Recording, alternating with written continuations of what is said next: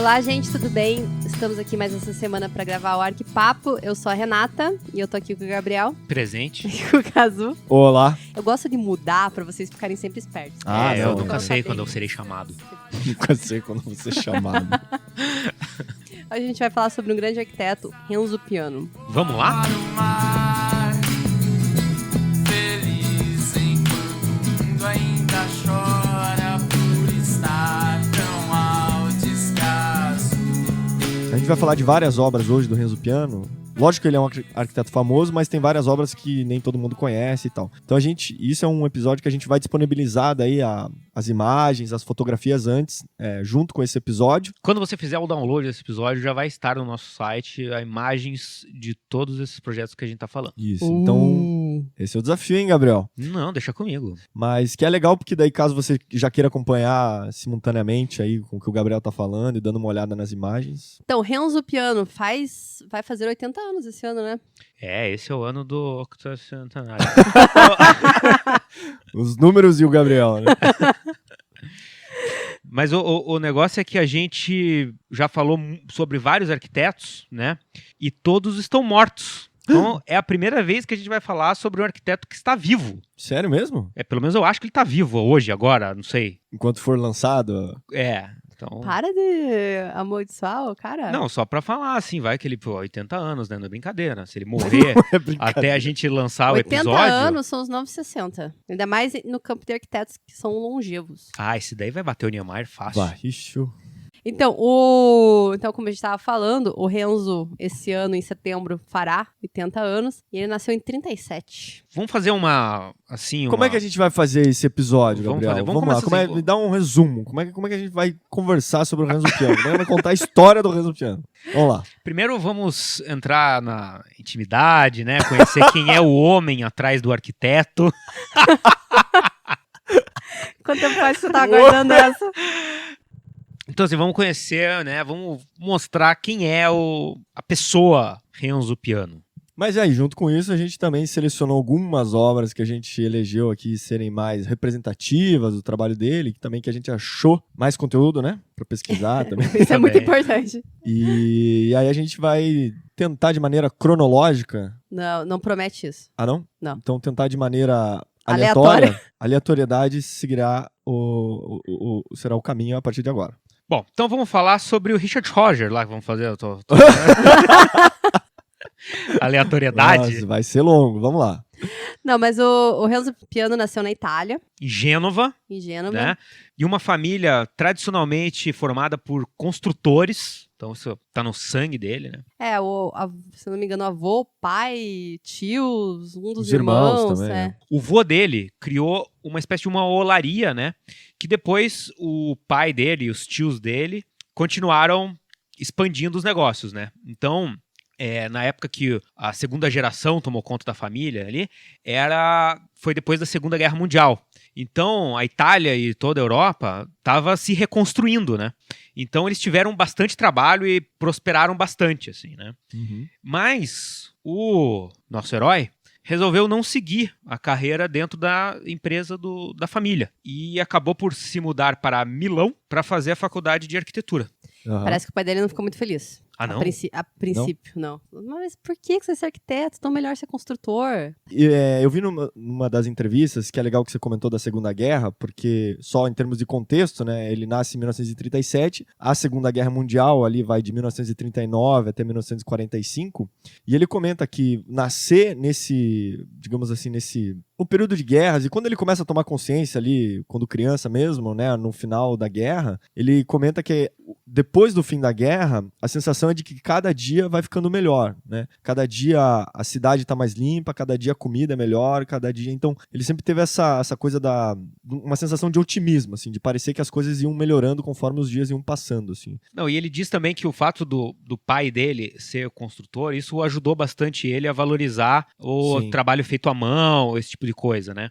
E ele também comenta numa entrevista que eu vi que o pai dele costumava levá-lo até o porto de Gênova. E ele, quando criança, curtia ver aqueles barcos grandes saindo do porto e sumindo no horizonte, né? Uhum. Então a mente infantil dele via aqueles barcos como grandes construções ali que desapareciam levemente no oceano. Olha. Então ele fala que essas imagens que ele guarda de quando ele era criança ajudaram ele a criar uma arquitetura que fosse, tipo, contra a gravidade, assim, que fosse uma coisa mais mágica, sei lá. Palavra, não sou eu que tô falando. Tudo bem, ninguém vai rir disso. Mas é um é que- discurso lindo. Eu encontrei uma reportagem dele na internet também, que ele explica como construir o castelo de areia perfeito. Ah, tá brincando, sério? Não, mas fala Aham, aí. super legal. E ele fala que é uma experiência, né? Ele morando em cidade litorânea, uma experiência que ele teve quando criança. E ele tem. Depois a gente vai falar um pouco sobre mais disso, mas ele tem 4 filhos. Então ele falou que fez muitos castelos de areia na carreira dele. Na carreira. Carreira. Carreira de pai. E tem alguns passos para você construir o castelo de areia perfeito. O Boa. primeiro é implantar ele no local correto. Ele não pode nem estar muito longe do mar, Uhum. nem tão perto.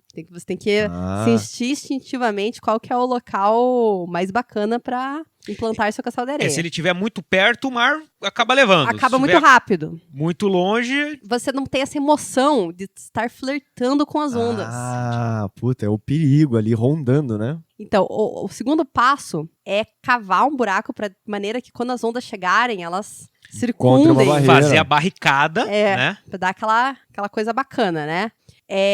A angulação ideal pro teu castelo de areia Vamos lá. é de 45 graus. Então tem que levar o esquadro pra Tem que- pra praia. Daquele kit da criança, né? O baldinho, a pá, Filho pegou o esquadro. leva o esquadro. Segundo o mestre aqui, você não precisa cavar mais que 30 centímetros de profundidade. Ok. E o diâmetro da base do seu castelo deve ser em torno de 45 centímetros. Com isso, você deve ter um castelo mais ou menos de 60 centímetros. Daí você faz uma entrada, ali dá uma cavalcada, para o mar poder entrar e fazer o castelinho ali, ficar com aquele entorno de água bacana.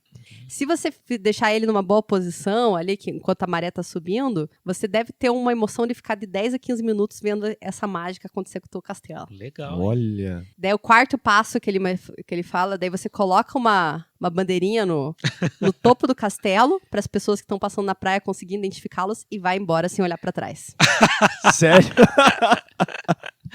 Muito boa. Muito boa. E daí vem aquela criança de 2 anos e Chuta o troço. fode a porra toda.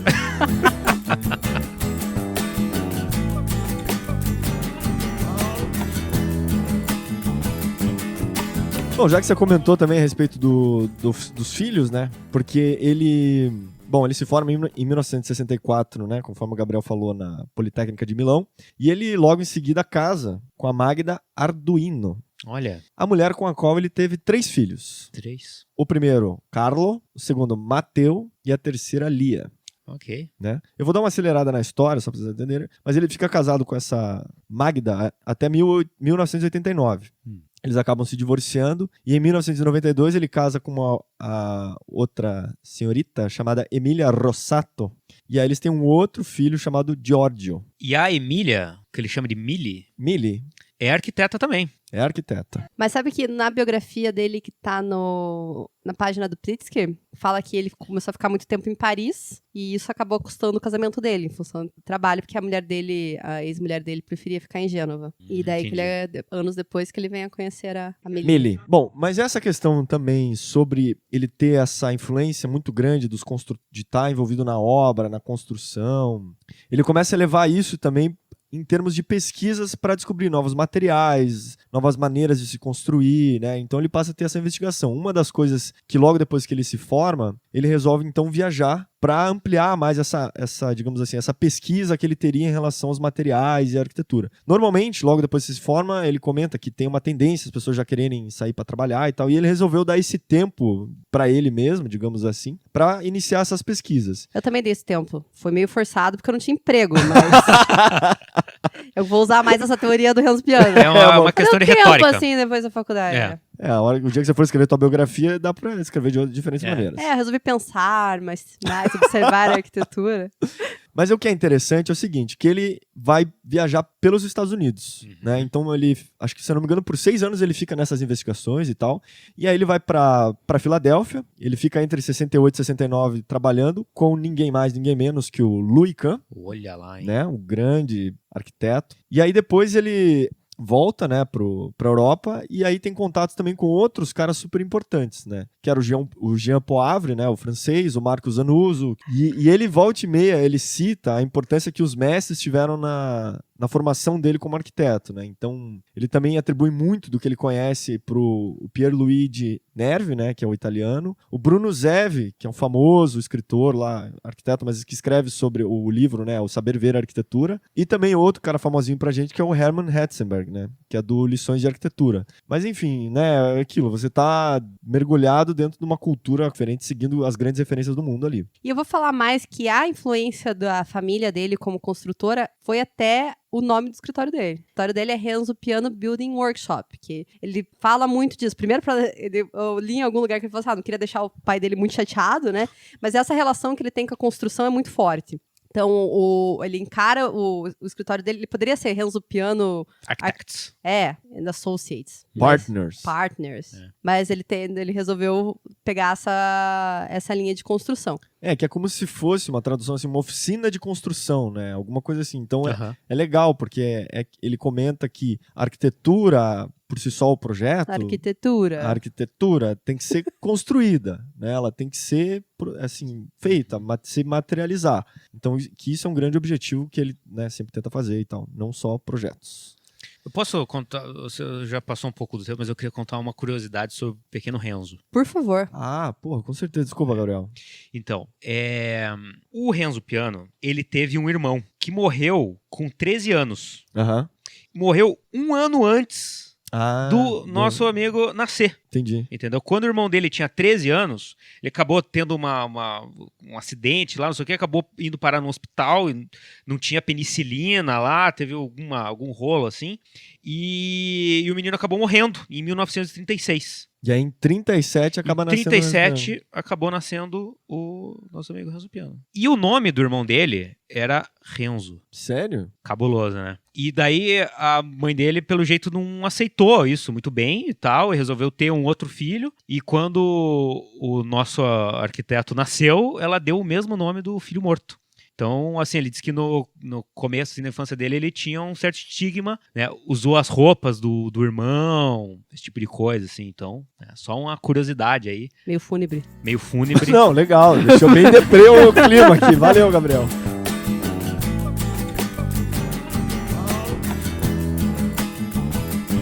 Bom, aí o que acontece? O Renzo Piano, então, iniciando a sua carreira de arquiteto e tal, ele conhece um cara que estudava na faculdade de Londres, né? Que o Renzo também tinha ido pra lá fazer alguns estudos e tal. E ele conhece um cara chamado Richard Rogers. Olha. Que é o outro grande expoente, né? O Richard Rogers. E o que é interessante, só pra contextualizar o que estava acontecendo naquele momento... Que eles se conhecem? Que eles se conhecem, que é por volta da década de 70, é que um pouco antes, ali tinha iniciado um grupo chamado Arquigram.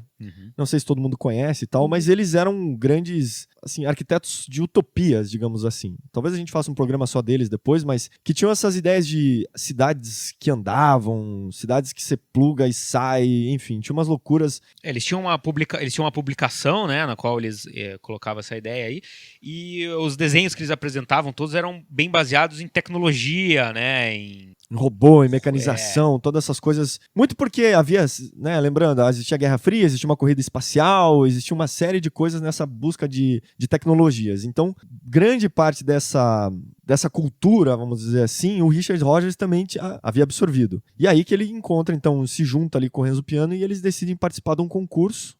Exatamente. Que é o concurso do Georges Pompidou, em Paris, né? E na época os dois eram jovens ainda, né? Sim. Tem uma idade bem próxima. O Piano tava com 34 e o Rogers com 38. Super jovem. Quebrando todos os paradigmas aqui, né? Que a gente criou, montou, fodeu. É verdade. Então, vamos lá, eu tenho 2 anos aí. Quase 1.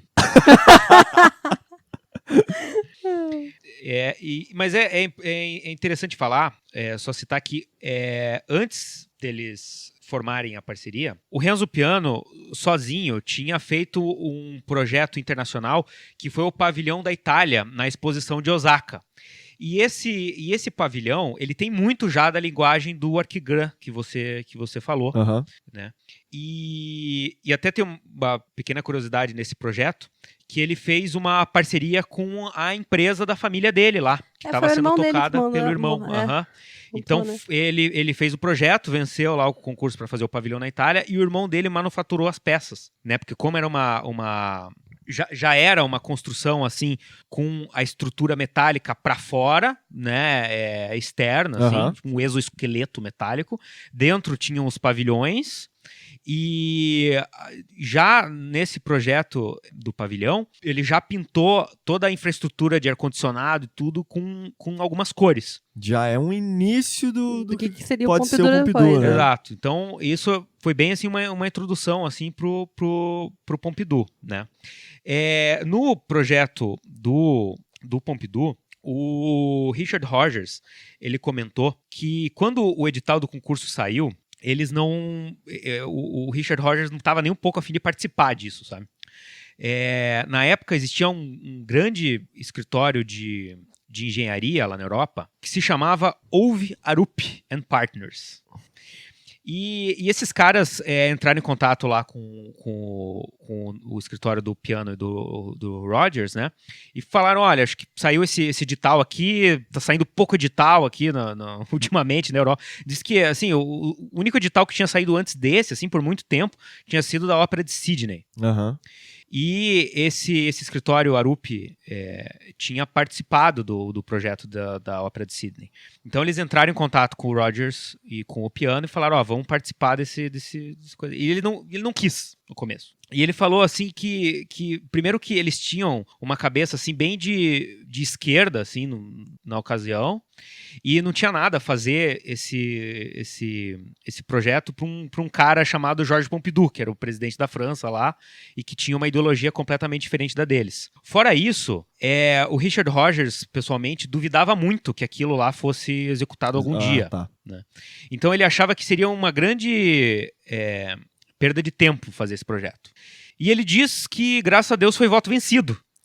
Eles fizeram várias e várias reuniões e resolveram, então, participar disso. E assim, para quem não está familiarizado com o projeto do Georges Pompidou, ele é uma caixa, né? Ele não tem nenhuma forma estranha assim, mas toda a parte estrutural dele fica exposta, né, na fachada, e toda a infraestrutura de água, ar-condicionado, elétrica, as circulações verticais, são todas expostas e fazem parte da estética do prédio. Uhum. Então, eles pintaram de cores primárias ali essas infraestruturas, né?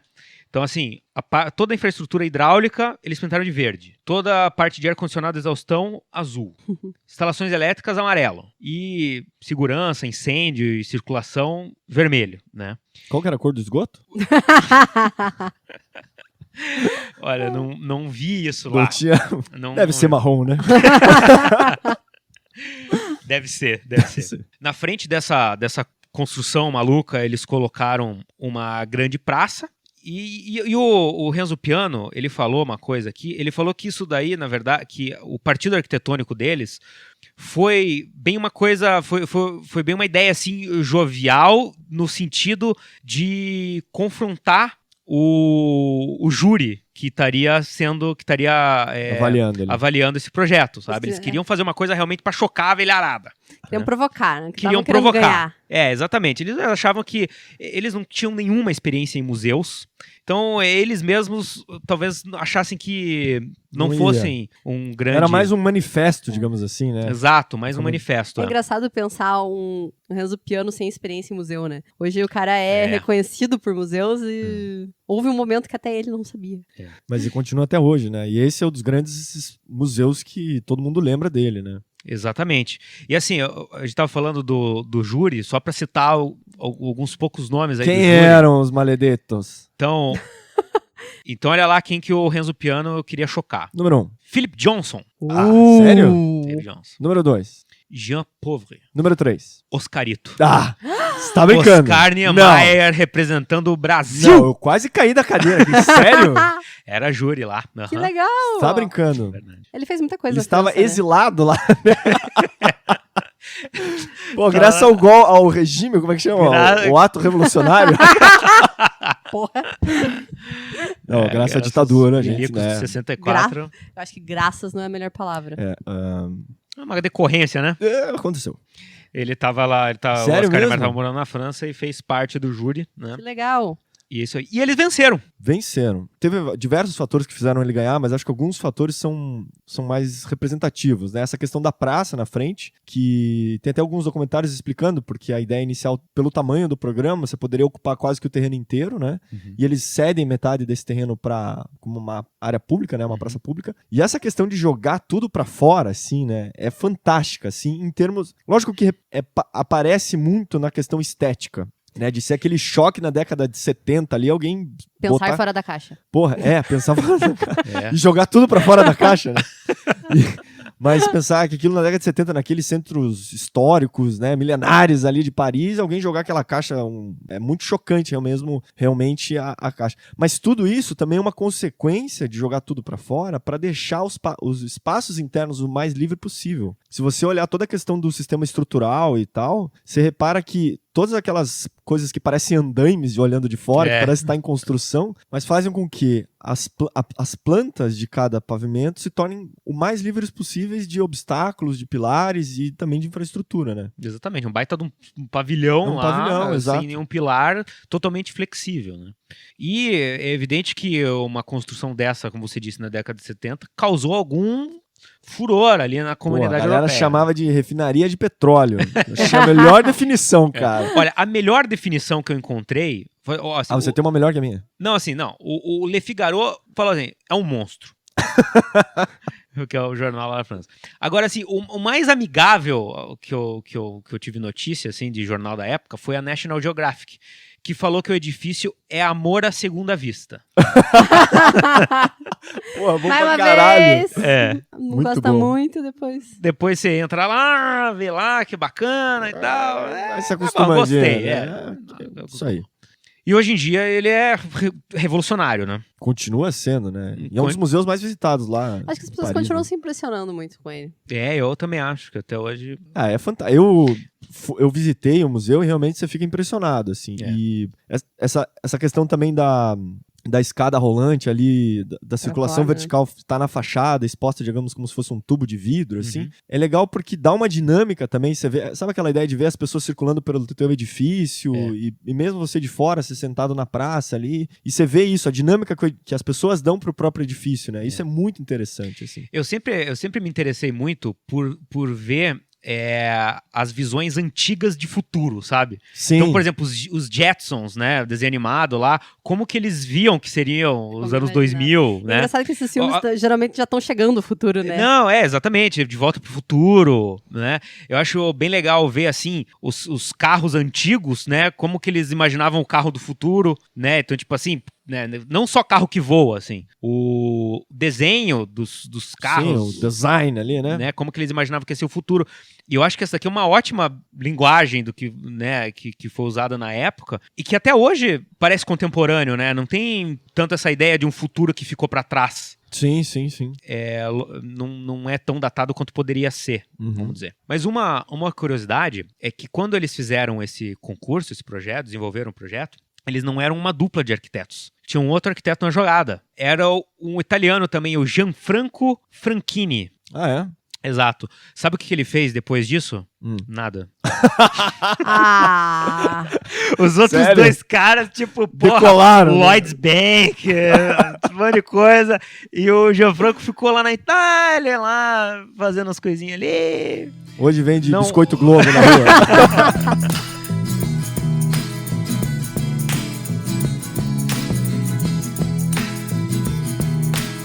Então, outro projeto que a gente escolheu aqui para falar dele foi um projeto de revitalização em Gênova, que é a cidade natal do Renzo Piano. A Gênova é uma cidade portuária e, como tantas, ela, com o passar dos anos, foi sofrendo uma degradação dessa área. À medida que os navios vão se modernizando, alguns armazéns vão sendo abandonados e aquela região vai ficando largada, né? Vai perdendo aquela identidade inicial e a conexão com a cidade. Então, o primeiro passo que Gênova deu para retomar essa área portuária foi uma conexão de uma praça no nível do pedestre, porque até se você for ver depois lá no site as fotos da região, tem uma rodovia uma autoestrada que passa atrás dessa área do porto, então dá para ver essa separação da cidade em relação a essa área. A partir dessa conexão e também em função de umas celebrações a saída, né, do Colombo para viajar para a América, em 92 a Gênova organizou uma série de celebrações e também queria organizar com essa revitalização da área portuária. Então convidou o Renzo Piano, o escritório do Renzo, para fazer uma intervenção. Não foi para fazer uma caravela de 500 anos. Exatamente. Eu tô Mas achando... sabe, vou falar uma coisa, que o Renzo Piano é navegador, assim, não sei como é que chama isso. Não me diga, Cara, Marujo. Marujo. Curte velejar e ele desenha os seus barcos. Olha. Puta, que legal. O Philip Stark tem uns barcos muito legais também. Estamos falando do Renzo Piano. Muito obrigado.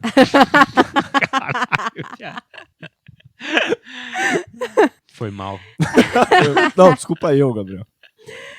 Mas a preocupação do escritório do Renzo foi não só fazer uma intervenção para esse evento, mas também criar uma série de planos, um master plan para a região como um todo, instalações que pudessem permanecer. Então, essa intervenção dele durou bastante tempo e foi feita em algumas fases. Então, o conjunto hoje que é visto lá, além de ter obras hoje já de vários outros arquitetos, né, que continua sendo feito, conta com do escritório do Renzo, com restaurações que foram de alguns prédios históricos que tinham lá. Inclusive, eles retiraram andares, tiraram parte de edifícios que estavam descaracterizados ao longo dos anos, né, que foram ampliados e reformados, voltou à origem, dando novo uso e integração dessas áreas. Mas o que é mais famoso é a construção nova, é uma estrutura metálica que fica dentro da água, que tem uns braços brancos com umas estruturas tensionadas, que ele chama de Beagle, que é uma estrutura circular e uma das pontas dele tem um teleférico que leva as pessoas para ter uma vista aérea da região do porto. Sim. Além de uma área de estrutura tensionada grande, coberta, que ele criou mais ou menos geograficamente central a essa área de intervenções que ele fez, que era para essa exposição de 92. Mas hoje abriga várias outras atividades, porque ficou uma puta de uma área coberta, assim. E do outro lado, ele tem duas construções novas, uma construção nova, perdão, que é o aquário, que também passou por ampliações, tem uma área de observações de golfinhos, é um lugar legal. E mais recentemente, o que foi colocado do escritório dele lá é a bola. Ah, a bola é legal. Eu acho legal. Aquela bola de vidro? É uma bola de vidro que, na verdade, é uma biosfera. Também tá ligada a essa área do porto. Sim. E ela fica flutuante. E ela é enorme, na verdade. Ela tem 200 metros quadrados. Então, de bola? Meu Deus, quanto dá isso? Bolão. Ela tem 4 mil metros cúbicos. Caralho, 2π r quadrado. Como é que é a fórmula? É 2 πr ao quadrado. Mas isso é do círculo, não da bola, né? Não, então, mas com a área dá pra saber o raio.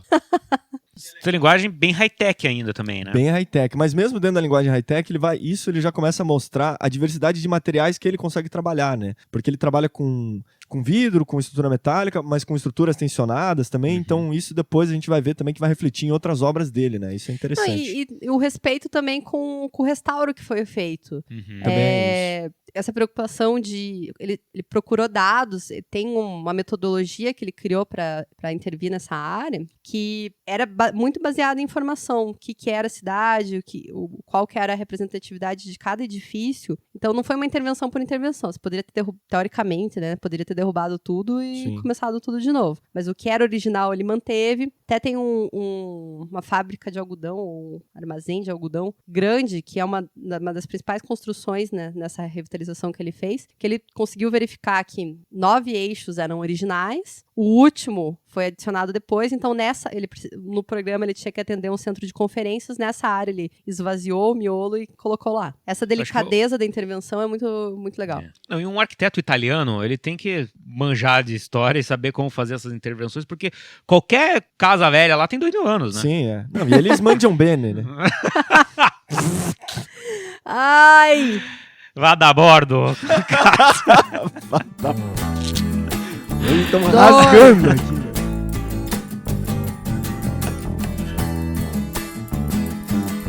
A gente deu uma avançada aqui, mas vamos só voltar talvez um pouco antes ali no... Tá. Porque eu acho que ali o começo, como ele inicia o escritório dele, talvez ali, né? Então, o que aconteceu? Em 1977, o Piano e o Rogers, eles terminam uma parceria. E dele começou uma parceria com um sujeito chamado Peter Rice. Então, quem era Peter Rice? Lembra que eu falei lá no Pompidou que tinha um escritório de engenharia muito famoso chamado Overup? Lembro, faz pouco tempo que você falou.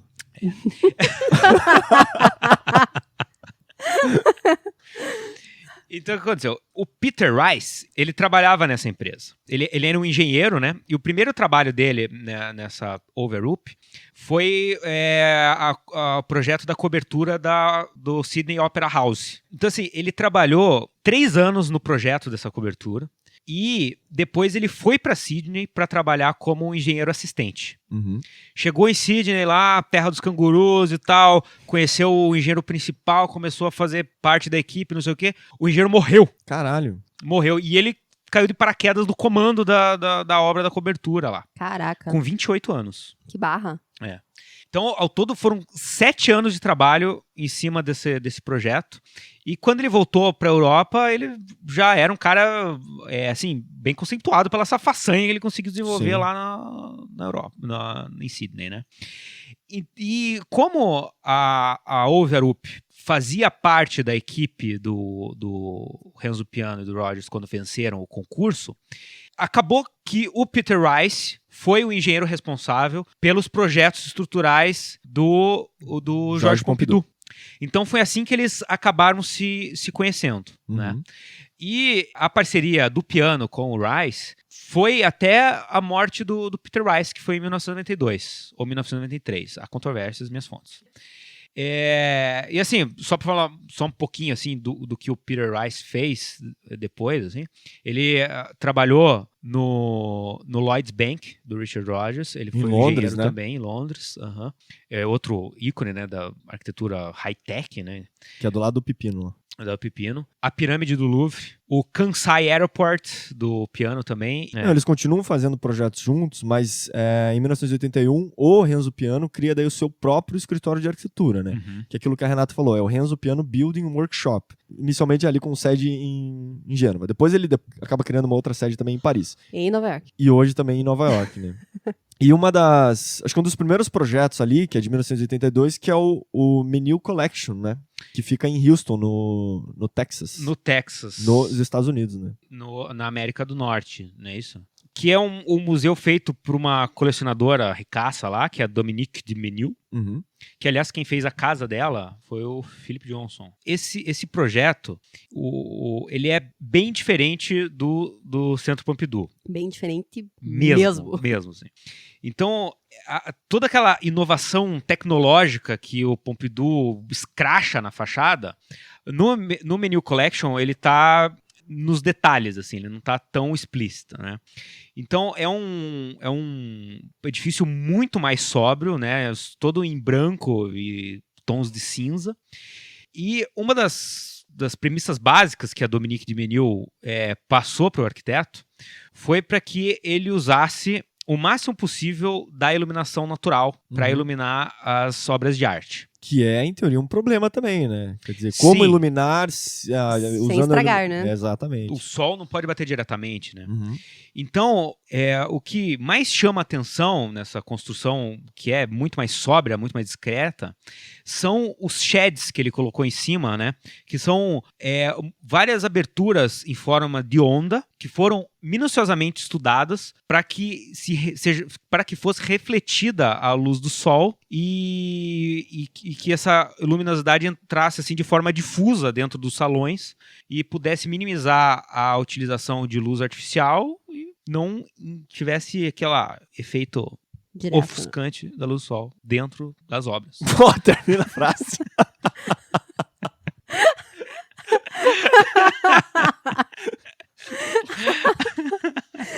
Termina o podcast, mas você não termina essa frase.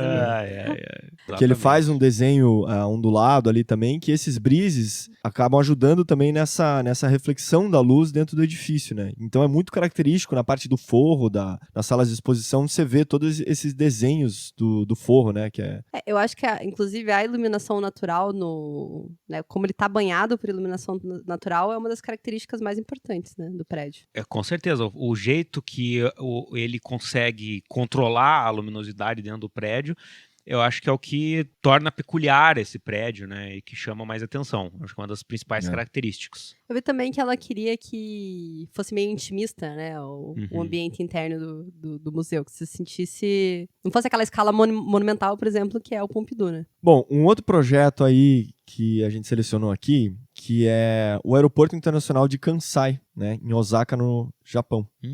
O projeto é de 1988 e a construção vai até 1994. Esse projeto desse aeroporto é bem famoso, né, está em quase todos os livros dele e tal, é aquela ilha artificial, né, um aeroporto construído feito numa ilha artificial. E o que acontece? Os japoneses, de verdade... Os puro-sangue. Os puro-sangue, eles são os caras muito pra frente, né? Então o pessoal lá da cidade lá de Osaka, eles perceberam que eles precisavam ampliar o aeroporto deles para melhorar, trazer mais economia, mais dinheiro e tal, e outras atividades para a região. O que aconteceu? No Japão, como tu não sabe, Falta espaço lá, né, Kazu? espaço, é apertado o negócio lá. Então, e especificamente nessa região também já tinham, próximo da cidade, já tinha umas montanhas ali.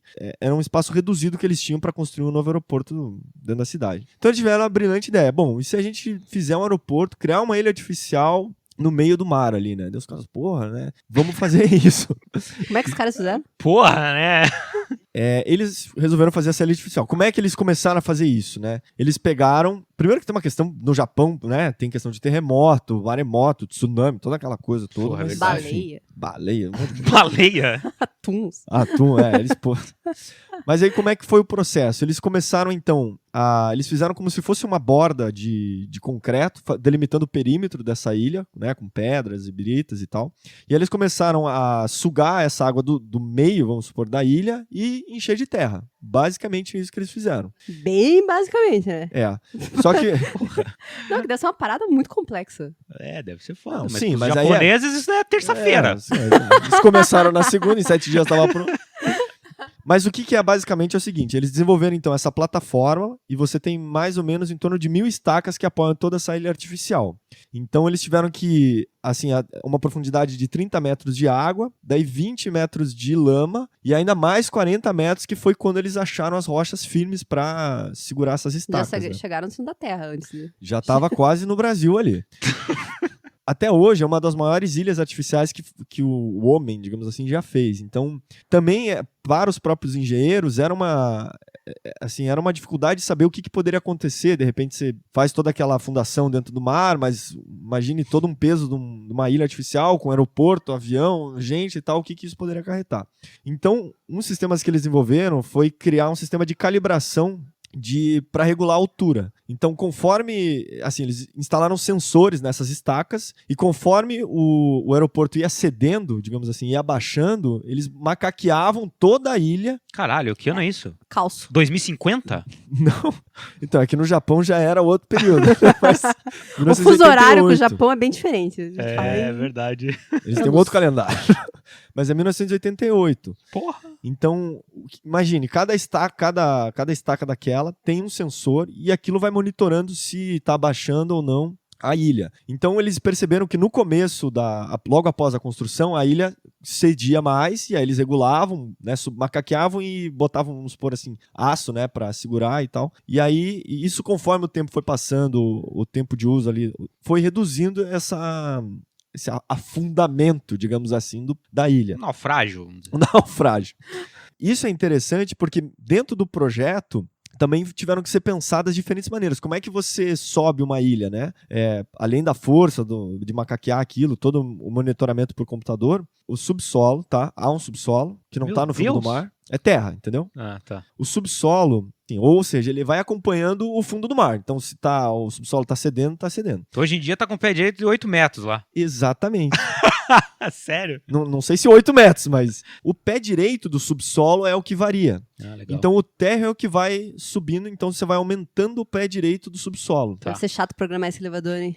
Então, aí começa a surgir pequenos... Degrau da escada? Então, e isso já foi pensado no projeto. Então, Porra. todas as escadas já tem um degrau a mais, e conforme isso, tinha uma previsão de quanto isso poderia subir, então o degrau já fica ali sobressalente. Outra questão... Encaixa e desencaixa. Outra questão, você tem paredes duplas no subsolo, então uma fica fixa, a outra desliza para ir complementando. Então é muito louco essa parte do subsolo, porque foram várias pequenas soluções de resolução para atender essa questão da ilha afundar e tal. Enfim, E você chega de carro pelo subsolo, não é? Não é um túnel? não, é uma ponte daí. É uma ponte? Então assim, esse é um outro detalhe também. Legal, a gente fez uma ilha artificial, como é que as pessoas vão chegar lá, né? Então, De avião? acabou, foi mal. O único lugar que elas não podem ir é pra usar.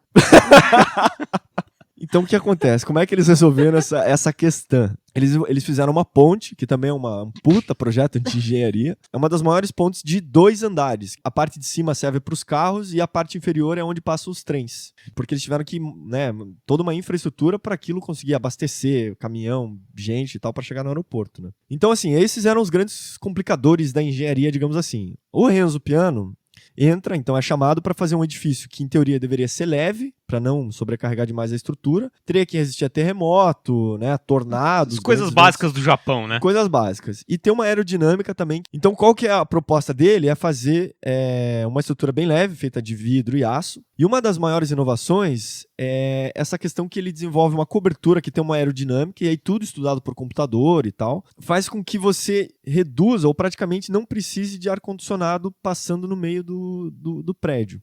O que ele faz? Ele faz uma ventilação forçada numa das pontas do aeroporto e alguns refletores, algumas coisas que vão ajudando a conduzir essa ventilação, fazem com que mantenha uma temperatura muito mais constante dentro do edifício. E outra coisa que acontece é que na parte interior fica muito mais limpo o edifício. Então você não tem todas as estruturas, a infraestrutura aparente. Então você consegue ver o desenho da cobertura e tal, fica uma sensibilidade estética, assim, uma coisa muito mais limpa e pura, né? E só um detalhe aí em benefício também do Renzo, que quando rolou um terremoto lá no Japão, o edifício, o aeroporto não teve nenhum dano, ele se manteve íntegro, intacto, então deu certo. Irmão. Perdão.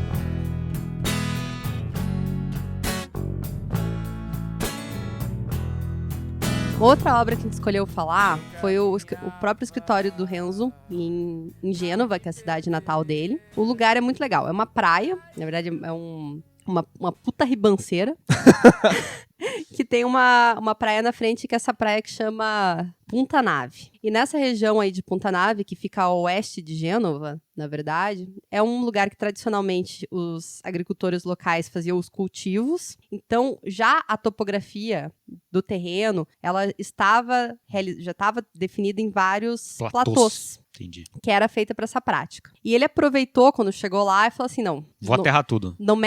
É exatamente o contrário. Ele falou, não mexe em nada, que eu vou colocar a parada toda aqui. Então ele resolveu o escritório nesses níveis. Então criam diversos platôs que você consegue enxergar a atividade de baixo, e em alguns momentos ele consegue até fazer um mezanino para a atividade de baixo, e coloca uma cobertura inclinada que está seguindo o perfil, né, aquele perfil que seria o perfil natural do terreno, e essa cobertura ela é translúcida, com algumas proteções de insolação.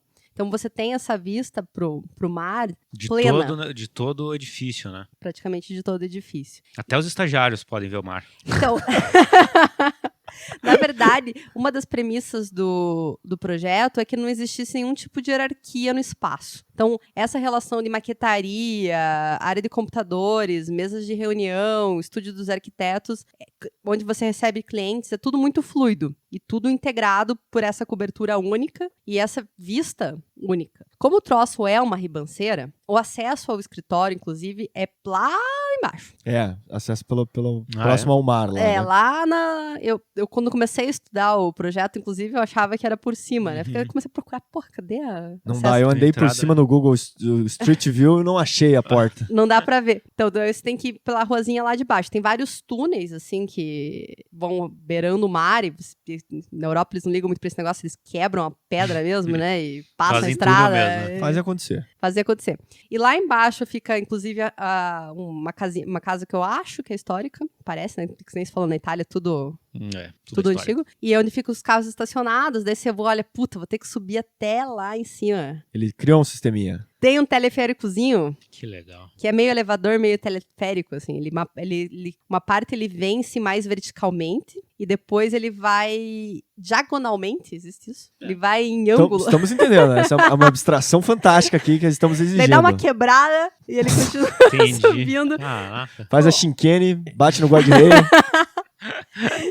e continua subindo pro terreno. E do outro lado ele tem uma escada também pros mais saudáveis, digamos assim. Que legal. O troço é muito legal, na verdade. Tem uns terraços também. E o sistema de iluminação do escritório é muito interessante também. Mesmo quando ele está funcionando com iluminação artificial, ele fez um desenho que ele rebate. O Kazu adora rebatedor. Que a iluminação rebate no teto e ilumina também. Então, mesmo de noite, mesmo quando você está trabalhando com iluminação artificial, a A luz iluminação... fica difusa a- e parece que tá vindo do sol. Exatamente. Puta, fantástico.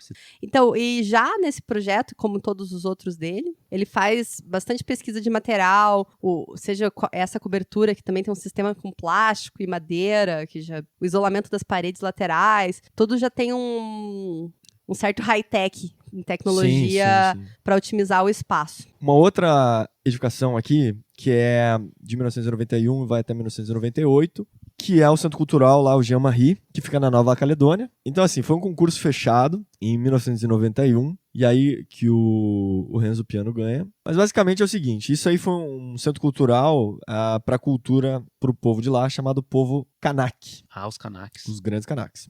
As pessoas, quem está ouvindo esse podcast, vai lembrar que é aquele edifício que tem aquelas, vamos supor, aquelas cestas de madeira gigantescas que brotam no meio de uma floresta. aquela Parece um coisa. cocar, assim. Isso, parece um cocar. Boa, Você ótima pensa referência. assim, Obrigado, Cazuza. Esses cocares, eles variam ali em torno de 20 a 28 metros de altura. Então, eles são relativamente grandes, altos, Bem né, grande, digamos bem assim. grande. E eles são eles são 10. Embaixo desses cocares, digamos assim, existem edifícios, tá? Então, que são ali 3 edifícios principais, que é o espaço para exibições e acesso ao público, o segundo, que é um auditório, media center e um espaço para reuniões, e o terceiro, que é a parte administrativa e de salas de aula. Bom, para que serve aquelas cascas? Pois é, o que tem no cocar? Né? Essa era uma dúvida. Para que serve? É só uma questão estética? Se aquilo é famoso porque aquilo é o edifício e tal, não sei o quê. Ele fez os edifícios relativamente ali embaixo, né? E essas estruturas de madeiras, elas são duplas, tá? Então eu tenho uma estrutura externa, que é aquela da foto famosa, eu tenho um vazio, e aí eu tenho uma outra parte de madeira também que faz a parte interna. E aí Igual, o as edifício. duas são iguais, ou não? São parecidas. Tá. Mas aí o edifício fica, vamos supor, abraçado por esses vasos. Tá? Então, porque lá é em diagonal, é como se fosse uma coberturinha depois que vem e fecha, né? Isso, exatamente. Só que bem mais baixa do que as Bem mais alturas. baixo, tá.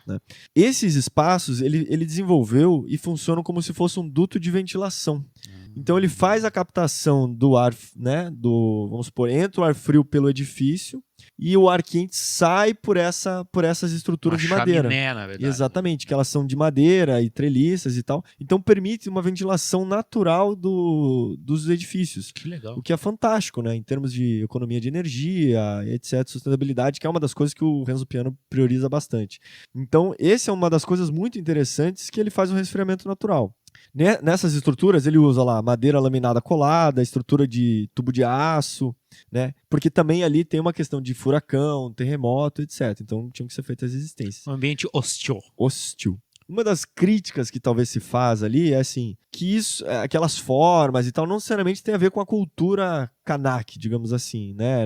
As formas, as coisas. Porque isso é uma das questões. Pô, você está inserindo, querendo valorizar a cultura da região e tal, e acaba fazendo uma coisa que é meio abstrata, inclusive para eles.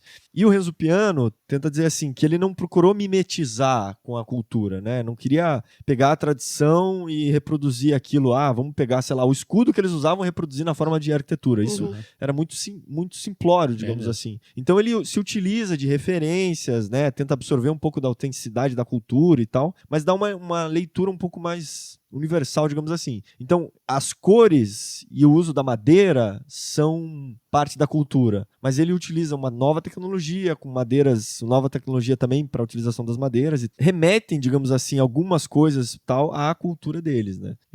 Mas enfim, é só para levantar uma discussãozinha aqui, porque assim, quem vai dizer se aquilo tem a ver ou não com o povo kanak é o próprio povo kanak, né? E o que eles acham? E eu não sei, ninguém entrevistou eles.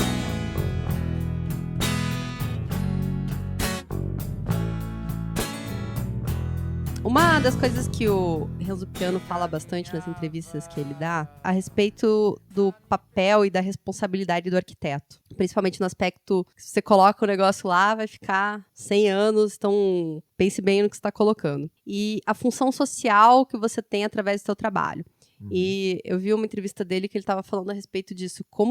Que fantástico que é você ter a oportunidade de ser um agente de transformação, né, do espaço. E, consequentemente, mudar a vida das pessoas e até aspectos culturais. Uma das questões que ele marca como emblemática da carreira dele é exatamente o projeto de Potsdamer Platz. Como? Meu alemão tá enferrujado. Enferrujado. Meu alemão, Potsdamer Platz. Tá, ok. Que é um concurso que ele ganhou e o escritório dele desenvolveu esse projeto em 92. E é um grande master plan que foi feito exatamente na região dessa praça em Berlim. Mas não só nela, né? Ele extrapola um pouco esses limites. E é bastante emblemático para a cidade porque a praça foi marcada pela guerra, vários prédios, edifícios foram destruídos e é onde passava o Muro de Berlim. É o Guerra Fria, o pós-guerra, tudo, né? A história é o que não falta. Não falta lá, né? Quando ele começou a trabalhar com esse projeto, claro que um dos elementos chaves era exatamente como retornar essa ligação, como a cidade volta a parecer uma só, como que você dá essa característica única pro espaço. Essa área toda era bem extensa, era uma área de 6,8 hectares. E além desse master plan que ele desenvolveu, também foram encomendados 8 edifícios. Eles até têm uma linguagem estética em alguns aspectos semelhante, para parecer que eles fazem parte do mesmo conjunto. Mas a gente não vai se aprofundar nessa questão dos edifícios hoje, mas mais falar do projeto urbanístico em si. Hoje, até o entorno lá, numa segunda fase desse projeto, conta com um projeto de vários arquitetos. Tem do Arata Isozaki, tem do Richard Rogers, do Rafael Moneu. Sim, é verdade. Um dos desafios que eu achei bem interessantes já existia lá no entorno a Biblioteca Nacional, que era um edifício representativo e já estava construído. Quando essa biblioteca foi concebida, o muro estava lá e ninguém achava que esse muro ia ser derrubado Tão nunca. cedo, Então a biblioteca, ela foi feita de costas pro muro. Então uma vez que o muro é derrubado e ela tá dentro do entorno... Ela tem frente e verso ali, né? Então uma das problemáticas enfrentadas nesse era como integrar. Então o que ele fez? Foi criar 2 edifícios novos, que era o edifício do teatro e do cassino, e uma praça que deu esse entorno para a biblioteca, que deu essa vestimenta. Fechou a parte feia. E fechou, exatamente, integrou tudo. Uhum. Criou toda uma região só. Além disso, foram complementadas diversas funções na região. Além desse teatro, do cassino, foi feito um centro de comércio, edifício de escritórios, e residência, restaurantes. Tudo isso integrado por bastante natureza, assim, tem umas vias arborizadas que quando você pega o master plan dele dá pra ver essas vias circundando. E até porque um dos limites desse projeto é um lago, um canal, na verdade, que tem lá e já tem uma forma bastante orgânica. Mas é super interessante, porque quando você... É uma parte que ficou totalmente nova, assim, né? Enfim, Berlim tem muita história, muita coisa. Aí você sente, quando você entra ali, você vê toda aquela, digamos, aquela arquitetura contemporânea ali, né? De edifícios novos, de coisas... novos pensamentos de arquitetura também acontecendo, assim. E você circula, inclusive tem até aqueles... Acho que é o Sony Center e tal, que tem uma grande cobertura... É uma praça meio que aberta, mas aí tem uma cobertura tensionada também. E você vai andando por ali e você vê os edifícios do Renzo. Inclusive ele tem até um tijolinho, assim, Renzo Piano e tal. Ah, é? Então é muito muito interessante, assim, ver toda a revitalização que foi feita ali na região, né? Dos 6,8 hectares, 340 mil metros quadrados são ocupados por escritório. 20% também dessa área são destinados a espaços residenciais, que são 70 mil metros quadrados. E os outros restantes foram destinados a um uso misto de áreas abertas ao público, como teatro, o cassino, o teatro IMAX, que é aquele que tem uma bola em cima, assim. Tem uma esfera dentro, na verdade, dele. E 40 mil metros quadrados foram designados a lojas e restaurantes. Legal, é um mix de uso, né? Tentar trazer essa vida também em diversos momentos do dia. Exatamente. Essa é a característica principal da área lá. Qual que é a próxima, Gabriel? A próxima aqui, ó. Parque de la Música. Não, você pode melhor que isso. Parco de la Música. São aquelas 3 baratinhas? E é um parque pra quê? Pra música. Nossa. Então, olha só. Em 1993, a cidade de Roma lançou um concurso para fazer um grande complexo de música, né? De novo, música. Ok.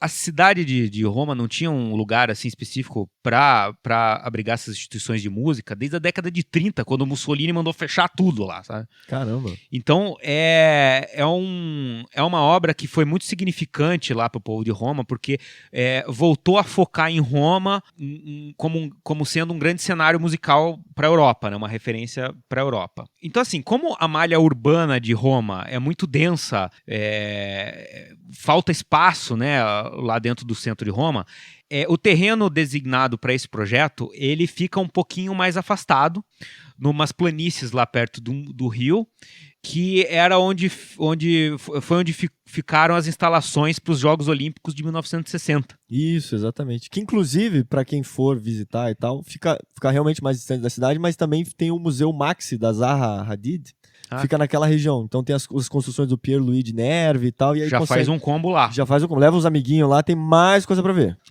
E é um espaço lá que, por muito tempo, parece que ficou como se fosse um vazio urbano ali, uma fratura entre 2 distritos diferentes de Roma lá. Então esse projeto também serviu para unir a malha urbana ali, sabe? Tem essa coisa também. O projeto ele consiste basicamente em 3 salas de concerto voltadas para um anfiteatro aberto. As premissas do concurso que o Renzo Piano ganhou para fazer esse projeto não tinha essa solicitação de 3 salas separadas, né? Então o Renzo Piano ele adotou esse partido para garantir, segundo ele, uma maior flexibilidade de uso e uma melhor acústica em cada uma das situações de concerto. Correto. Essas salas dão para esse anfiteatro aberto, que o anfiteatro aberto é uma forma super tradicional de se ouvir música e vem desde a Roma Antiga, justamente, né? E mais do que isso, assim, eu acho que voltando essas 3 construções para esse vazio, esse vazio funciona como uma praça romana antiga lá, que esses espaços vazios dentro dos projetos do Renzo Piano são comuns, né? Desde lá do Pompidou, sempre tem esse tipo de coisa. Funciona tanto como um espaço de apresentação, porque ali também ele deixa algumas escadarias ao ar livre, e ao mesmo tempo de, assim, concentração de pessoas, né? As pessoas quando chegam, quando estão saindo dos próprios auditórios ali e tal, né? Então ele é esse auditório, esse anfiteatro descoberto, ele é redondo, né? E essas 3 construções, elas têm 3 tamanhos diferentes, né? Então é uma sala de concerto menor, uma mediana e uma bem grande, e elas se dispõem radialmente, assim, nesse... Isso, um tá na hora 12, um na hora 3, um na hora... É isso mesmo, 9. Exato. Então, como o Cazu falou, vai ter essas figurinhas lá no nosso site, vai ficar bem mais fácil ouvir vendo as fotos, né? Porque é difícil explicar só com palavras. Mas esse é famoso. Mas uma curiosidade é que a locação desses edifícios, ela teve que ser alterada com o início das obras. Sabia disso? Não. O que aconteceu... Não. O que aconteceu é que na fase de fundações foi descoberto um sítio arqueológico lá. Puta caramba. Cemitério indígena. Não. Foram ruínas de uma antiga vila italiana. Caramba. E esse sítio acabou tendo muito valor ali para a comunidade local. O cara que acha deve ficar assim, puta, fala ou não fala? Fala ou não fala? Sabe que num projeto lá do meu escritório a gente teve essa sorte, vamos dizer assim, A gente estava fazendo um projeto lá para a Igreja da Ordem, que fica bem no centro da cidade, aqui em Curitiba, e é um anexo da Igreja da Ordem. E quando também começou o trabalho de fundação, os pedreiros lá começaram a achar umas cerâmicas enterradas, assim, lá, e foi chamado um pessoal de história, lá uns historiadores, tudo, e se identificou que eram peças de barro indígenas. Que legal. Exato. Daí parou a obra e ficaram alguns meses, assim, os historiadores lá com um pincelzinho, tirando um monte de artefatos lá, que acabaram indo pro museuzinho lá da igreja. Sim, sim. E daí depois tocou a obra. No caso aqui do Parque da Música, em Roma, Não eram índios, né? não eram índios, eram gladiadores romanos. E o Partido Arquitetônico abraçou essa causa. Ele fez um rearranjo lá, o ângulo entre essas três construções principais teve que ser um pouco alterado para se incluir essas ruínas no projeto. E foi mantido lá essas ruínas. E foi acrescentado lá um museu de instrumentos musicais, uma biblioteca especializada em música, tudo, e se manteve as ruínas Olha, romanas que legal, lá. que bacana. As três construções principais lá, elas são envoltas por uma densa vegetação e elas têm uma forma bem orgânica, né? Bem diferenciada. E assim, que nem o Caso falou, elas parecem umas baratinhas. Tipo, não tem janelas, assim, tem um formato, assim, que parece realmente um casco, um exoesqueleto. Mas, enfim, elas foram concebidas para se parecerem com instrumentos musicais, assim, grandes caixas acústicas. Ao contrário de grande parte da produção arquitetônica contemporânea, esses auditórios, eles não têm revestimentos super brilhantes, como o vidro e o alumínio, tudo. Você sabe do que eles são revestidos? Do quê? Chumbo. Sério? Não dá pra lamber o troço lá que Mata. intoxicação. Chumbo não sai do corpo, não tem essa lenda? Exato. Chumbo e alumínio, Não, meu tem um Deus. negócio que acumula, né? Acumula e mata as criancinhas. Mas assim, a justificativa dele é que era um metal utilizado. Ele queria que esses volumes parecessem pertencer ao ambiente. E o chumbo, ele era utilizado para fazer as cúpulas romanas da antiguidade lá, né? E com o passar do tempo, esse chumbo ele deve esbranquecer. Ah, é? Então tem esse conceito também dessa mutação. Como e que o tal. material vai envelhecer, né? Como que o material vai envelhecer e tal, né? O troço, na verdade, é gigantesco, né? 30 mil metros quadrados. O processo projetual do Renzo Piano foi bem legal. Começou com a elaboração de uma maquete de computador realizada a partir dos desenhos iniciais lá do Renzo Piano, né? E depois foi feita uma simulação da refração musical com um laser lá. Colocaram a maquete... Simulação acústica, assim? Exatamente. E os resultados dessa simulação foram usados para fazer uma montagem de uma segunda maquete de madeira na escala 1:20, que é uma puta de uma maquetona. Porra! Uhum. De uma Em das cima salas. Não, de tudo. De todas as salas. De todo o complexo lá. Uhum.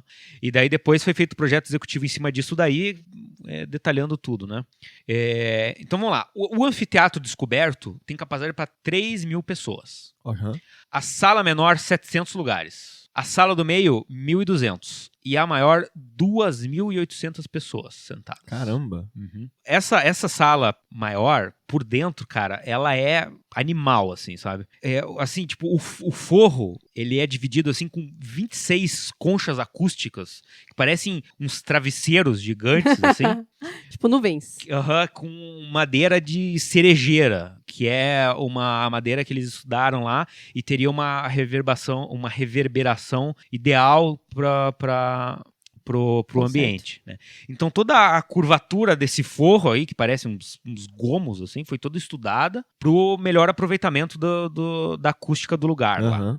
Na verdade, acústica é um negócio muito difícil, né? Quer Sim. dizer, sei que o comportamento acústico é bem mecânico, teoricamente, mas, porra, é uma ciência foda de você pensar nesses formatos e essa relação de absorção, reverberação. Porque daí cada uma dessas salas, ela tem uma utilização ideal, assim, sabe? Uma é para teatro, outra para óperas líricas e tal. Então, é justamente isso que você está falando, que ele queria acentuar a qualidade de cada apresentação lá dentro. Por isso ele resolveu fazer 3 salas diferentes Sim. para ter essa melhoria, né, em cada uma das apresentações que fossem ter lá. É o maior projeto do Renzo Piano no seu país de origem, né? E é a primeira obra emblemática na Itália, nos últimos 30 anos, em que a estética não é baseada em explicações históricas, sabe? As referências históricas são muito sutis. E assim, foi uma obra que demorou 8 anos para ser concluída, desde o concurso até a finalização da obra, né? O concurso é de 1993 e a obra foi finalizada em 2002. É. Então, tipo, concurso de 93, ele começou a fazer o projeto em 94 e a obra acabou em 2002, assim. Então, foi uma obra que dentro da Itália teve alguma controvérsia, teve Ah, sempre tem, né? Teve a questão do sítio arqueológico, teve uma grande burocracia envolta nisso, e o Piano, não raras vezes, foi até a imprensa para justificar o partido arquitetônico, o formato das 3 salas de concerto, enfim.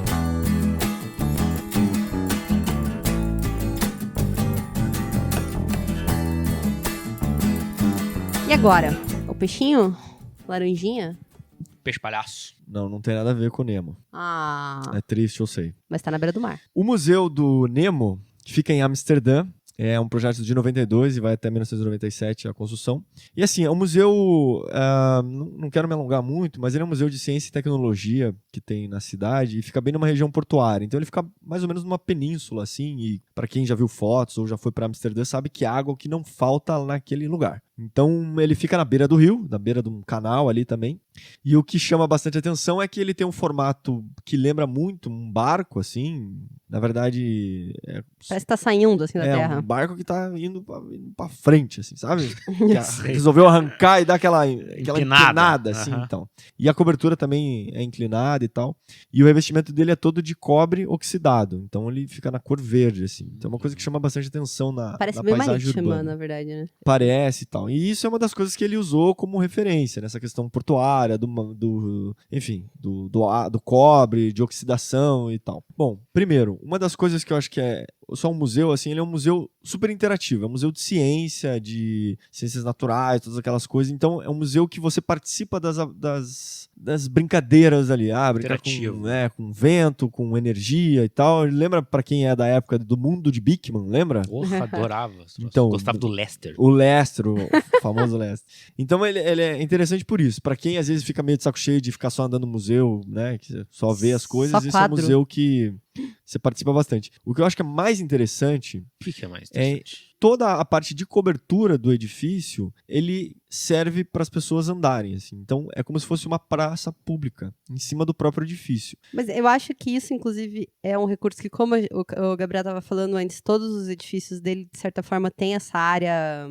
A praça. Uma praça. E ali, como chega uma rodovia por baixo e o espaço em que ele tá já é mais estreito, por que não subir, né? Por que não? Mas aí que eu acho que é a genialidade dele. Ele devolve aquele pedaço de terra em que ele ocupou como museu e ele devolve numa parte superior, né, em todo o edifício, na cobertura, e dando uma outra perspectiva da cidade, né? E também, assim, conhecidamente, Amsterdã e os países do meio do norte tem poucos dias de sol, então ter esses lugares abertos, né, que as pessoas podem ir, e aí você vê as fotos das pessoas com as cadeiras de praia sentadas ali e tal. Então devolver um espaço para a cidade que é muito interessante. Eu acho que esse museu vale a pena visitar, assim, que é muito bacana. Aí tem diversas outras obras, que inclusive a gente já fez parte de outros podcasts e tal, então a gente não vai citar, mas tem a Morgan's Library, tem o New York Times Building, tem aquele centro Paul Klee, que fica em Berna, na Suíça, né?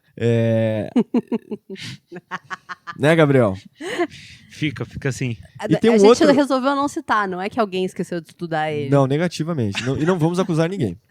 E tem um outro edifício que é super famoso, que é um dos mais recentes também, que é o Academia de Ciências da Califórnia.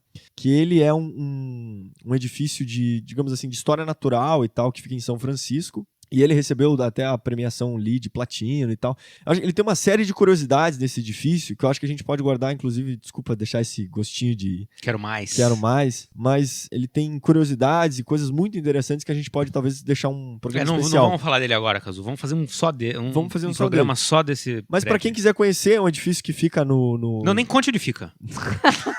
Já falou que fica em São Francisco. Droga. E ele fica dentro do parque, que é o Golden Gate Park, que Que é- não é onde fica a ponte do Golden Gate. Não, Não. mas é o terceiro maior parque urbano dos Estados Unidos. Estados Unidos. Não, é um parque enorme que tem. Se vocês olharem no Google, mas vocês vão ver a proporção que é aquilo. Tem Inclusive, várias coisas dentro dele, né? e Várias na frente, construções. inclusive, também tem o projeto do Herzog de Meuron, que é o The Young, The Young que é um Museum. museu Uhum. também enorme lá.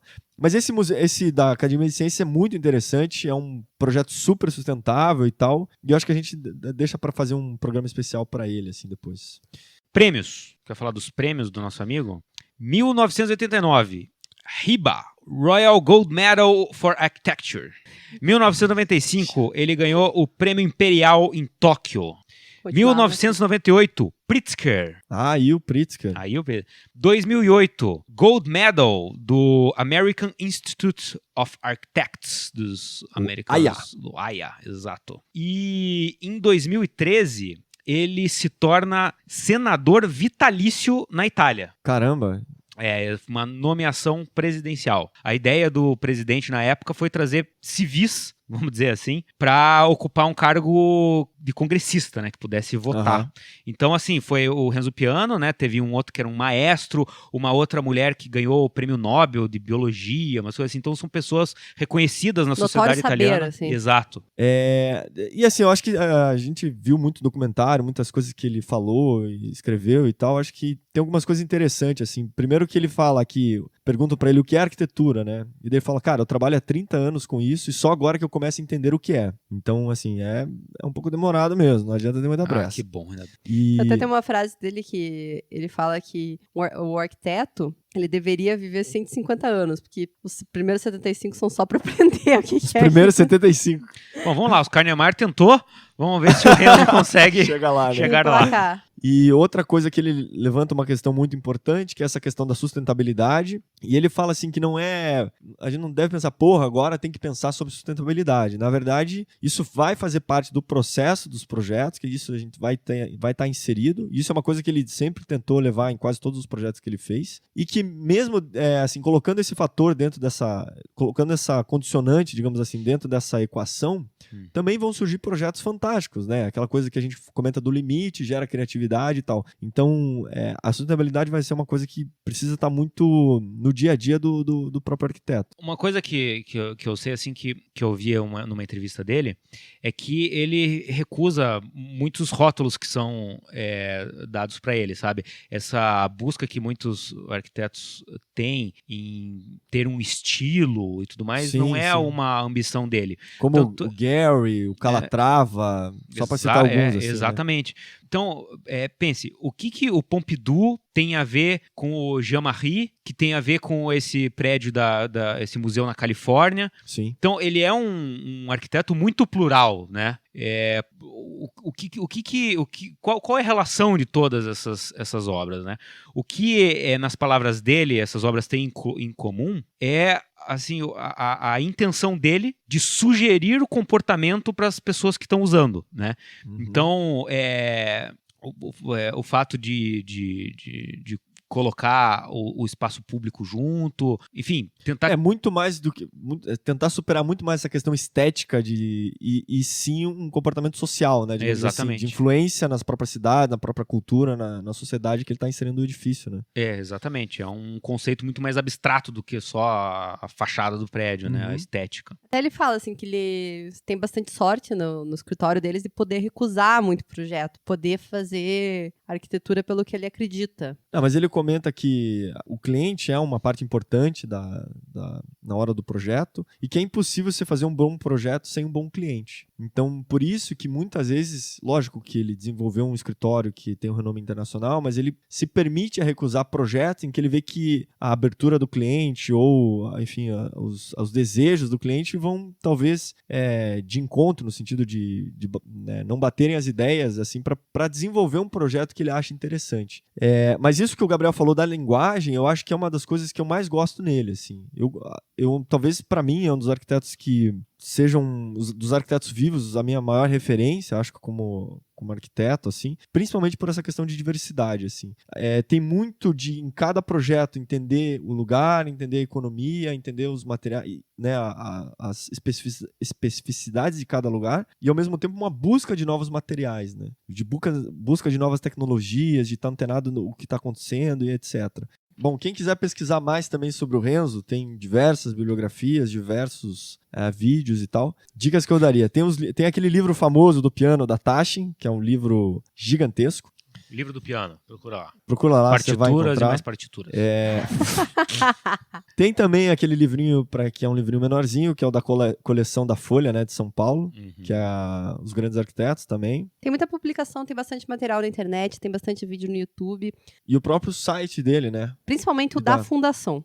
Tem muito material. Muito mesmo, assim. Para todos os projetos dele tem um PDFzinho, assim, que ele coloca as fotos principais, desenhos básicos, assim, e uma explicação. Croquis, é muito bem explicadinho, assim. Vale bastante a pena. Até legal esse que... lá de Berlim, inclusive, que tem as fotos do quando era com muro. Então é legal pra você comparar. A gente ver se a gente consegue colocar lá no blog também. Maravilha. Então a gente queria aproveitar para agradecer o pessoal que entrou em contato com a gente essa semana. Vou começar pelo iTunes, a gente recebeu mais uma avaliação lá do Joel Júnior. Aê! Valeu, Joel. Obrigada. Ele falou lá que é um ótimo podcast que relembra as discussões nos corredores da faculdade e o que faz pensar que da mesma forma, faz pensar na arquitetura da mesma forma de antes, da época da faculdade, lá, né? Sem os vícios e valorizando mais a formação. Sem estar corrompido pelo mercado, será que é isso? Obrigada por ter deixado, faz bastante diferença pra gente lá no iTunes, valeu. Então, eu queria agradecer primeiro a Jay, que mandou uma mensagem falando que tá amando o Arquipapo, que escuta principalmente no ônibus e que tem que se controlar pra não rir alto e não passar vergonha no coletivo. Vamos passar de louca, assim. Disse que já recomendou pra vários amigos, inclusive... ela comentou aqui que mandou uma foto no Instagram. Ah, legal. Que tá a Jay e a Jéssica Leone. Elas mandaram uma foto delas tomando café no escritório e... Eu achei super legal, desenharam o Arquipapo no fundo. Também queria mandar um abraço também daí pra Alana Contini, que falou que riu demais das histórias da Priscila, do último episódio do Arquiteto na Obra. Pô, eram coisas sérias, não era pra dar risada. Mas que ela falou que além de divertido, foi muito interessante saber o processo que ela utiliza.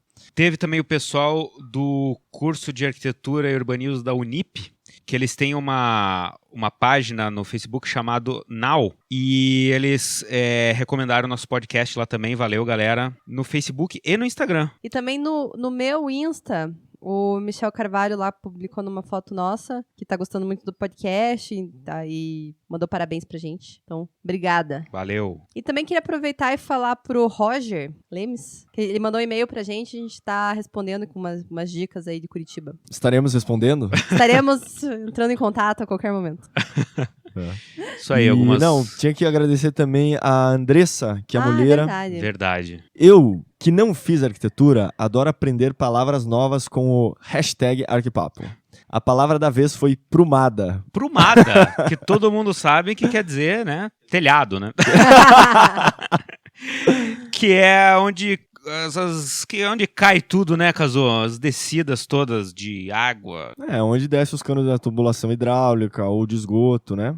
Onde desce todos os canos. Todos juntinhos e felizes. E o André Gobo, que também disse que, sem dúvidas, o nosso podcast é o melhor podcast do mundo. Sem dúvida? Sem dúvida nenhuma. Obrigado, André. Eu concordo. Valeu, André. Ele tá André. sempre comentando também, obrigado. Pena que não existia na minha época de faculdade. Ah, não, mas vem agora, não tem problema. Quais são os canais para as pessoas entrarem em contato com a gente? Então, quem puder deixar de novo a avaliação lá no iTunes, a gente também tá no Instagram, no @arquipapo, no Facebook, no @arquipapo, e por e-mail no contato@arquipapo.com.br.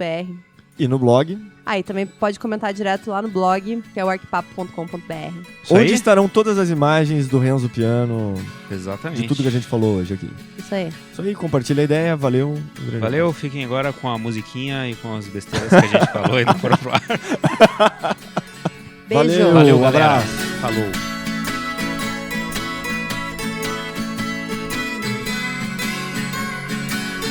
Na época talvez ele tivesse Mas certo. que? Né? Mas que? Não, Ah. arquiteto. Nossa, sério? Isso vai... Nossa. Não, corta, pelo amor de Não, vai, mas Não vai, Kazu. Vai se fuder. Luta sem trégua, o calor do cobertor em um frio de matar. Você sabe onde é que é a Nova Caledônia? Do lado da velha?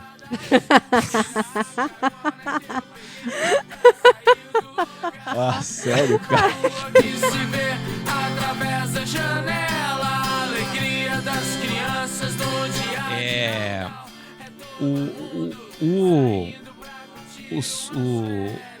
Caralho.